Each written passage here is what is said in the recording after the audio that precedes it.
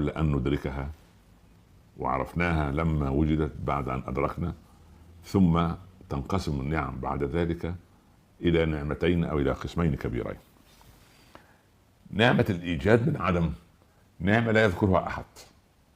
لو كنتم أمواتا فأحياكم، يعني المرحلة التي أنا فيها جنين في رحم الغيب ورحم أمي لا يذكرها أحد إلا إذا رأينا طفلا يولد في الأسرة جديدا، أو بلغنا أن فلانا قد رزقت ببنت أو بولد، فربما بعضنا يسجد لله شاكرا على نعمة أن أوجده من عدم.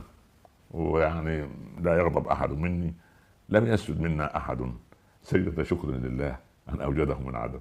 يعني ماذا كنت أنا؟ ولم أكن شيء. يعني الإنسان لم أكن شيئا وأنت لم تكن شيئا أبدا، لكن أن يوجدنا بهذا النمو العجيب